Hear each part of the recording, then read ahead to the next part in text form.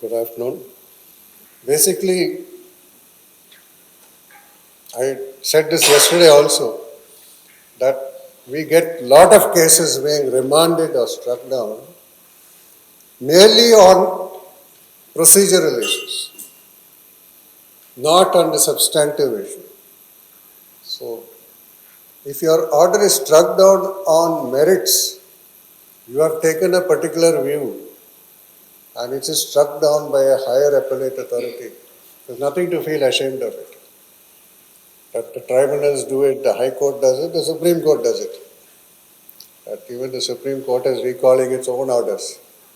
So we are all not perfect judges, there is imperfection. But it is sometimes a problem that our orders are struck down merely that because we didn't follow certain basic principles.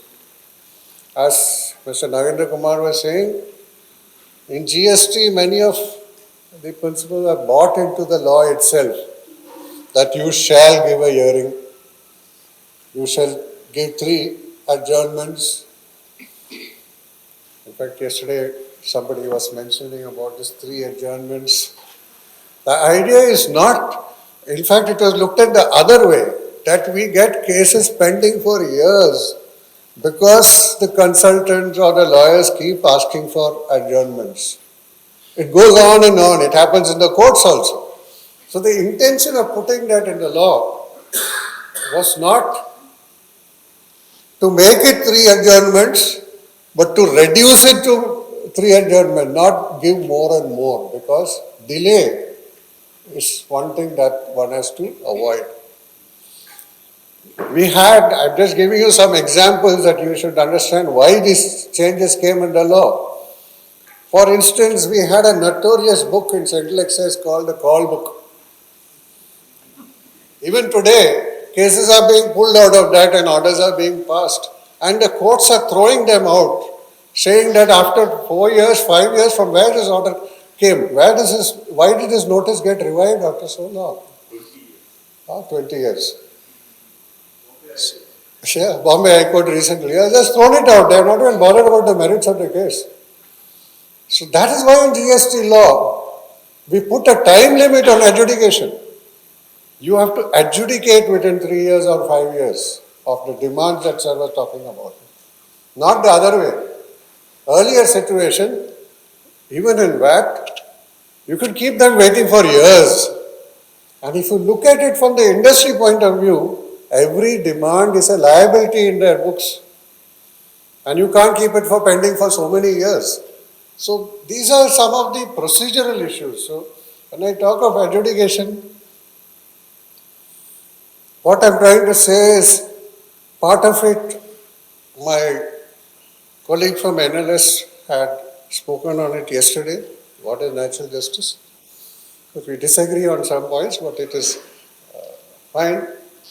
In fact, I always start this with that first quotation, which is from one of the most reputed jurists of India, Justice Krishna here, where he says that the inscrutable face of a sphinx is ordinarily incongruous with a judicial or quasi-judicial decision.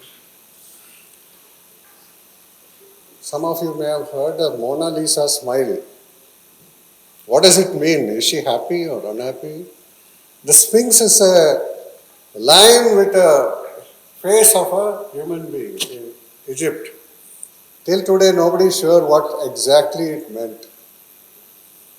So your speaking orders, your orders in original should not be like that. That somebody is left wondering what exactly this chap is trying to say. It should be clearer. In fact, the other one below that is again a very old quotation. Justice should be not only be done, it should be seen to be done. So how is it shown to be done? In our type of work where we do adjudication, yesterday Samyukta explained that first 2 basic tenets of natural justice, audi alteram partem, always listen to the other party, and never be a judge in your own case. Very often we are judges in our own case. You book the case, you issue the notice, and you decide. But what you mean by that is, don't show that bias. Try to be as objective as usual. We talk about revenue bias. It's a fact that most of us have that tendency. But when you sit as an adjudicating officer, as a quasi-judicial officer, try to be a little more objective. That revenue bias should not be so obvious, which is why in the discussion yesterday we heard that most SSCs say it's going to be confirmed anyway. Nobody is going to drop it. Then we'll wait for tribunal or court to decide. Because of this not being objective. So this revenue bias is something that works against us. What we got to do is try to get rid of that image. How do you do that? And one method of doing that is by passing a reasoned order. You may say that yesterday someone was saying you want to give 3 earrings, 4 earrings. Now there's some dispute over that also. Some people say it is 1 earring plus 3 adjournments, while many department officers say it is just 3 earrings. But that is not the basic issue. Basic issue is, did you try to give him a proper opportunity to appear and argue his case? Secondly, did you try to apply your mind in a more judicious way? Now, you may have done both. In many cases, you have done both. What happens is, you don't express that. The order in original does not bring out that clearly, and you lose the case because of that. I won't go through the entire PowerPoint because I want to leave some time for question and answer sessions for Mr. Vinod Kumar also.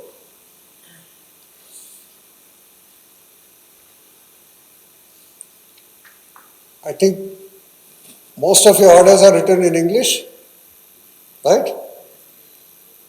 None of us are English speakers by birth. It's a foreign language to all of us.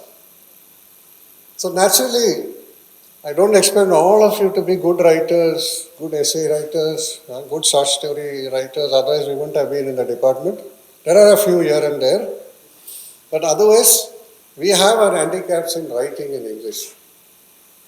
So that is a handicap we have to overcome. It's not just in quasi-judicial proceedings. The courts have a problem. There are high courts where you can argue in the local language. There are high courts which will not accept argument in the local language. You have to argue in English.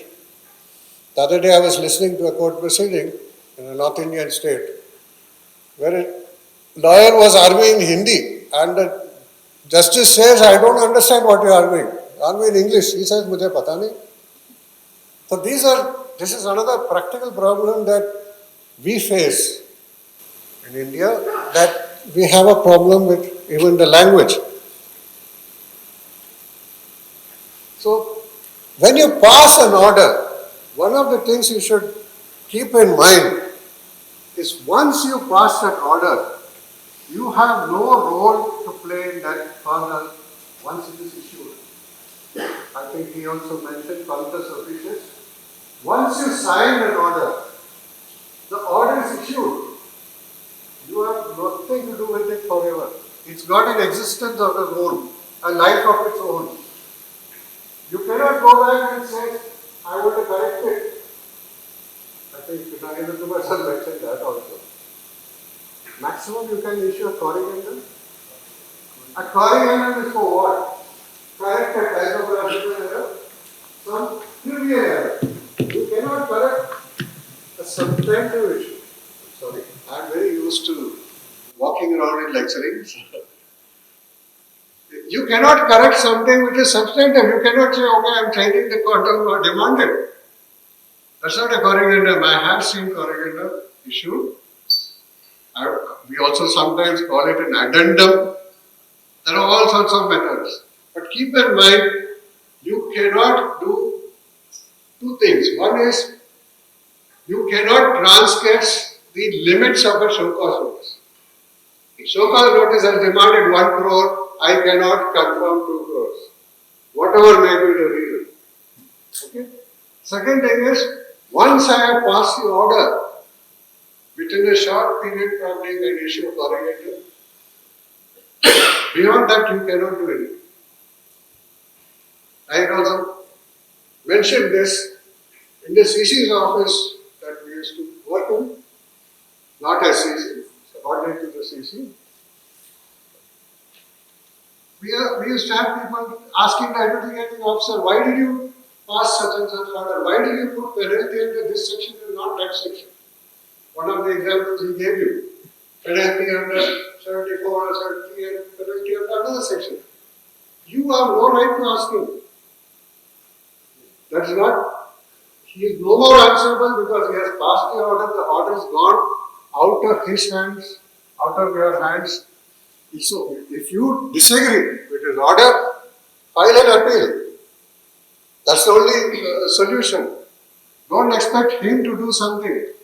Now, why is it important that this order should cover as many possibilities as possible? Is because if you drop the demand, the department wants to study it and understand why we dropped the demand.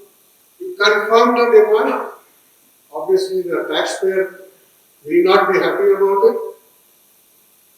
Why did we change the law since 1990s? Not in central government, as far as I remember, saying that if you pay the amount before issue of show cause notice, no penalty.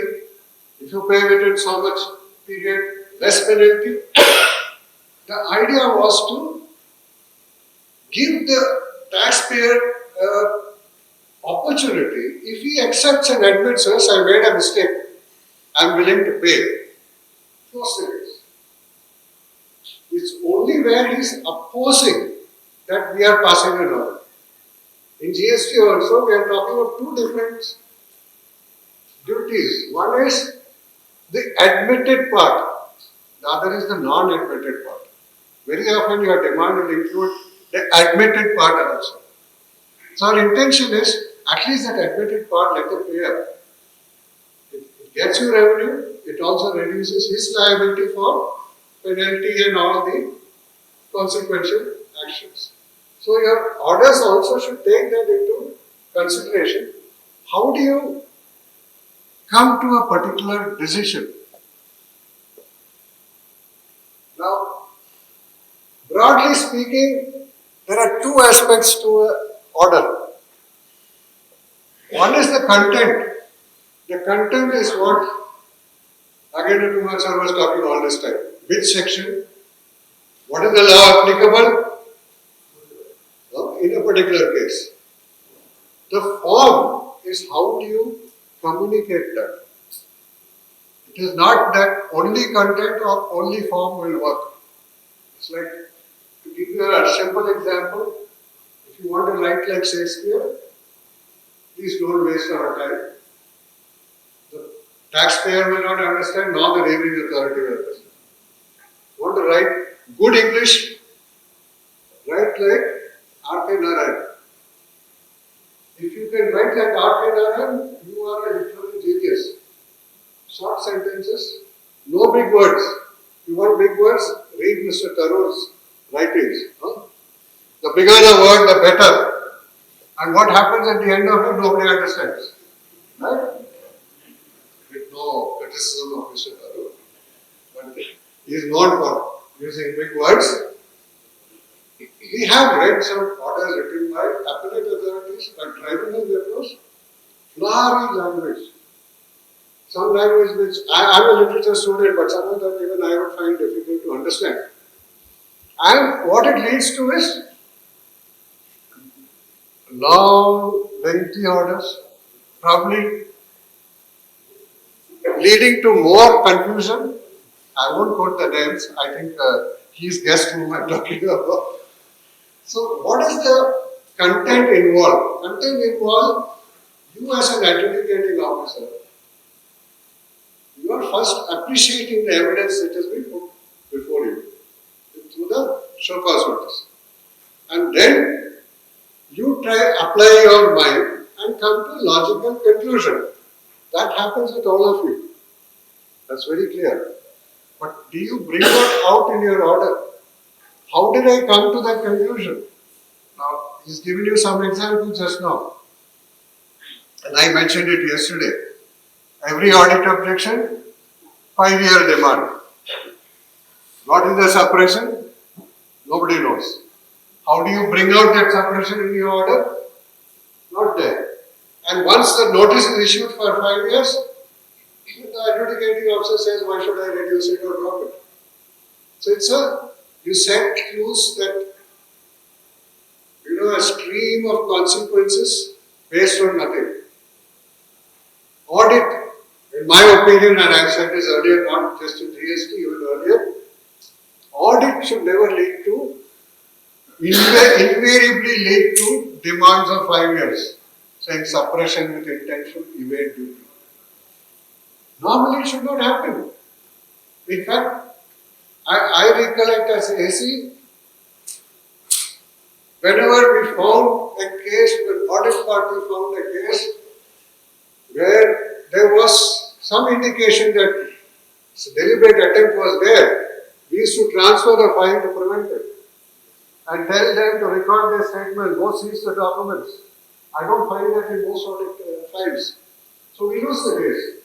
So wasting the time of the taxpayer, wasting the time of the department.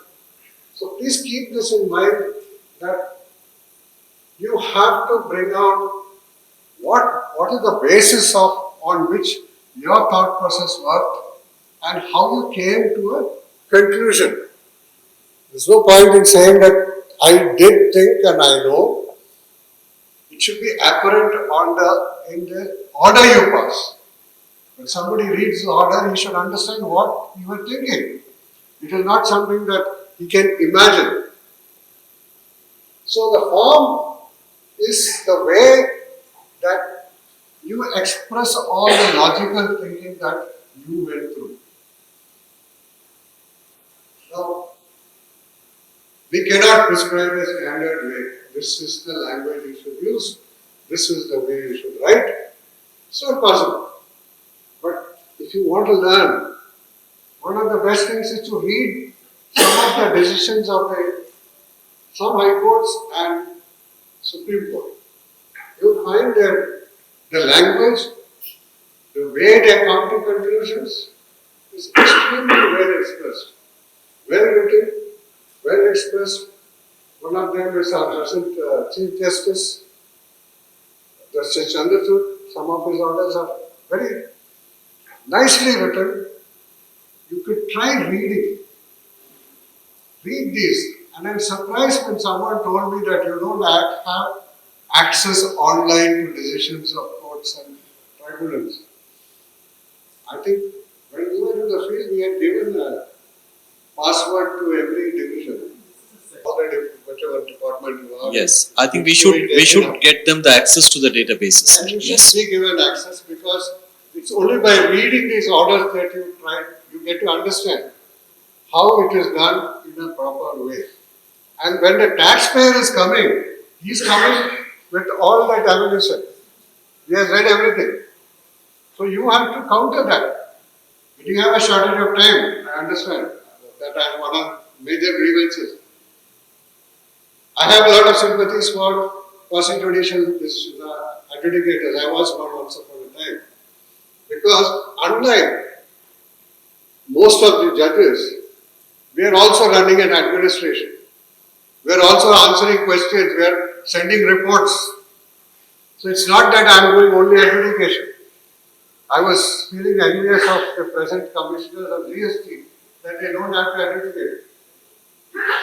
In our days, half the time we are struggling to find time to write adjudication orders because half the time getting calls from member or chief commissioner to this, do that, send this report, go receive minister. These were the things that we were doing. So your concentration is not there. So what you can do is probably, today everything is available on your laptop. please get access to these. For instance, the law university, when I joined, I went, it's supposed to be one of the leading law universities. I went to the library and asked for some books on indirect taxation. They had 4 books and outdated books. Central excise tariff, one outdated. So I asked that librarian, this is all you have? He says, sir, nobody wants the book. All the students are given access, online access. And they read all the judgments online. So this is one thing that I think in your recommendation also you can put that up.